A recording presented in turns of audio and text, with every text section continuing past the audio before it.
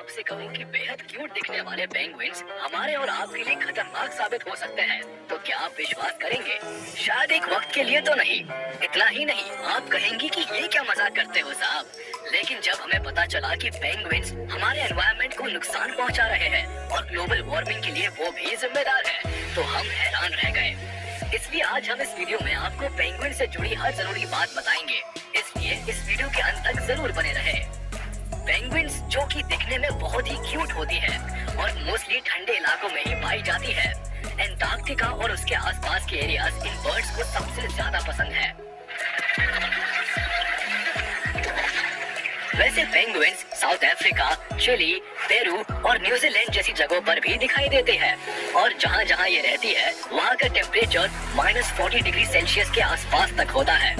मतलब आप समझ सकते हैं कि ये बर्ड्स जिस तरह के टेम्परेचर में रहती है वहाँ शायद हम और आप 5 मिनट में ही जम जाएंगे।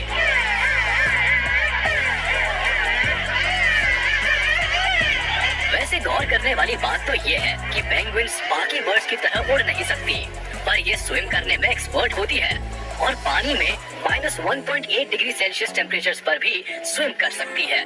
मतलब ऐसे पानी में हम स्विम तो छोड़िए, अगर उतरने की हिम्मत जुटा पाए तो नानी याद आ जाएगी। एक और खास बात, पेंगुइन डीप सी में 850 फीट तक जा सकती है।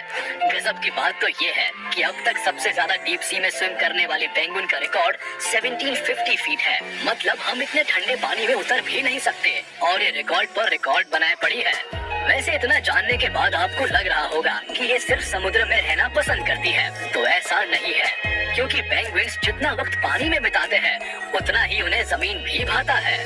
फूड, अगर बात की जाए पेंगुइन्स के खाने की, तो ये सी फूड और ग्रिल जैसी चीजें कंज्यूम करती है। लेकिन कई बार पेंगुइन्स खाने की तलाश में leopard seals, sea lion, shark और किलर व्हेल्स का शिकार भी बन जाती है। और यही वजह है कि पेंगुइन्स रात के समय समुद्र के गहरे पानी में नहीं उतरती है। वैसे पेंगुइन्स इंसानों के पास आने से नहीं डरती, यानी कि वो आपको और हमें अपने लिए खतरा नहीं मानती।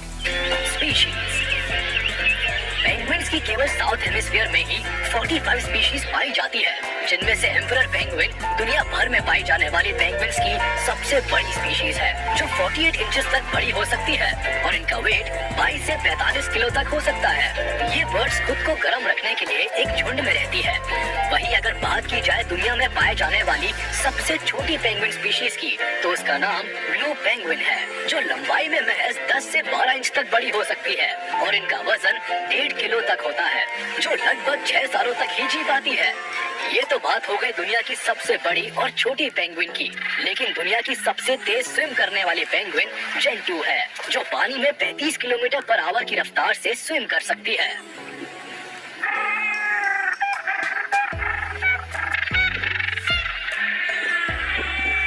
वैसे अभी तक तो हमने अलग अलग तरह की पेंगुइन स्पीशीज की बात की, लेकिन अब बारी है ये बताने की कि पेंगुइन्स एंटार्क्टिका के लिए थ्रेट क्यों है।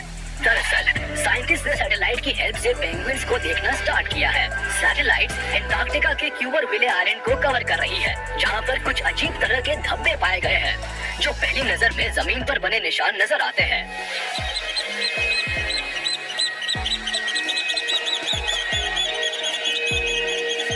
लेकिन ये अजीब तरह के धब्बे पेंगुइन पूप यानी कि पेंगुइन का मल है। बताया जाता है कि पेंगुइन का डाइजेशन बेहद अजीब तरह का होता है और ये पूप करते रहते हैं। अगर आप इनके करीब जाकर इनसे दूरी बना लेते हैं तो तब भी ये आपके शरीर तक पूप गिरा सकते हैं, क्योंकि इनका पूप लगभग 8 किलोमीटर पर आवर की स्पीड से लगभग 51 इंच दूर जाकर गिरता है। नेस्टिंग पीरियड के समय ज्यादातर स्पीशीज आइलैंड पर आते हैं। ऐसे में इन धब्बों को देखकर पता लग जाता है कि पेंगुइन्स के नेस्ट कहां पर है। रिसर्चर्स यहां सैटेलाइट की मदद से पेंगुइन्स की डाइट और उनके बच्चों का भी पता लगा लेते हैं। लेकिन एक चीज ऑब्वियस है कि पेंगुइन्स जहां पर होंगी उसी के आसपास अपना वेस्ट भी फैलाएंगी। ऐसे में वह आइलैंड के जिस जिस हिस्से में जाते हैं वहाँ गंदगी फैला देते हैं। हालांकि पेंगुइन्स के वेस्ट मटेरियल या पूप निकालने से कोई प्रॉब्लम नहीं है, लेकिन कान खड़े करने वाली बात तो ये है कि इस वेस्ट से ग्लोबल वार्मिंग का खतरा बढ़ रहा है।